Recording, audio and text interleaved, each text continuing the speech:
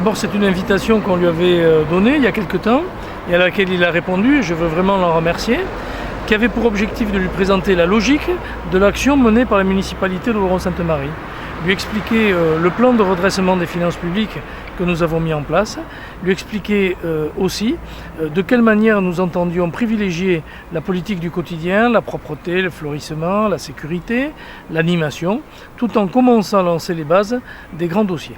Alors ensuite, effectivement, nous avons travaillé dossier par dossier avec des sujets très importants, tels celui de la création de la grande intercommunalité en 2017, avec les vallées d'Aspe, de Barétous, d'Ossau, la ville d'Oloron, la vallée de Josbé, etc. Les conséquences que cela a en termes financiers et en termes de compétences. Et puis nous avons parlé bien entendu de la déviation d'Oloron, du Gabarne jusqu'à Gurmançon, qui est prévue dans le contrat de plan et que, semble-t-il, le Conseil général voudrait remettre en cause, ce qui naturellement ne retient pas notre attention. Nous sommes pour cette déviation. Et puis nous avons visité l'usine Lolaire pour montrer comment des industries traditionnelles ne se délocalisent pas, mais au contraire se développent sur notre territoire.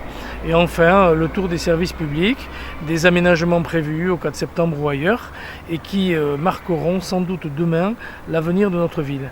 Il y a eu un élément très particulier qui a retenu son attention, c'était tout ce qui relevait de l'urbanisme, avec les plans de prévention sur les risques d'inondation, la nécessité d'ouvrir à la construction un certain nombre d'espaces, et puis aussi donc en termes d'urbanisme, les conséquences de la protection de notre site avec les AVAP, ainsi qu'enfin la nouvelle entrée d'Oloron par l'avenue du 4 septembre, puisque demain, avec la réalisation de la Gabarne Pont-Laclos, eh bien c'est par là que l'on rejoindra le centre-ville.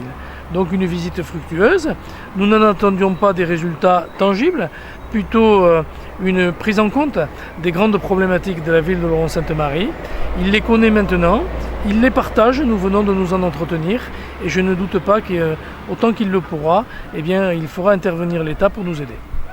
À l'occasion d'un échange avec Monsieur le maire, il a eu la gentillesse de me proposer peut-être de faire une visite un peu complète de la commune, de prendre le temps d'avoir une présentation finalement très stratégique de sa vision sur la gestion de la commune, sur ses perspectives, et puis sur l'état des grands dossiers qui sont importants, structurants pour la commune d'Oloron-Sainte-Marie. Ce matin, nous avons donc eu d'abord une réunion de travail où il a pu me présenter la situation des finances communales, comment il entendait gérer le budget communal dans un souci d'économie, mais aussi pour réaliser un certain nombre de projets mesurés et bien cadrés, bien évidemment.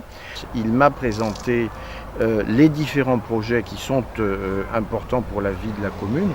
Et à l'issue de cette réunion de travail qui associait tout le conseil municipal, nous sommes allés sur le terrain pour une visite des principaux lieux de la ville et pour visualiser, localiser les projets ou les sujets en jeu.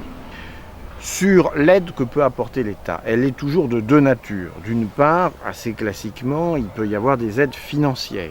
La dotation d'équipement des territoires ruraux, le FNADT, enfin il y a un certain nombre de fonds publics qui permettent de donner des subventions d'investissement. Ce sont des fonds assez limités, bien évidemment, mais qui permettent de débloquer, de sortir certains projets. Et donc, nous allons, sur 2016, regarder cela avec beaucoup d'attention pour voir si on peut apporter déjà quelques réponses. Et puis, l'aide de l'État, c'est aussi une aide juridique et réglementaire. Elle peut permettre de débloquer des situations, des dossiers qui sont compliqués. Par exemple, il y a actuellement une expertise qui est conduite sur le camping municipal en vue de le confier, de le déléguer à un opérateur privé dont c'est le métier, mais il y a un certain nombre de normes d'inondabilité qui doivent être vues de près pour dégager ce qui ne peut pas être construit ou à l'inverse ce qui peut l'être, ce qui peut être aménagé. Il est nécessaire que la commune dispose de ces données pour pouvoir sortir ce dossier. C'est un exemple. Voilà pourquoi, si vous voulez, entre les finances et le juridique, nous avons eu ce matin une réunion très productive.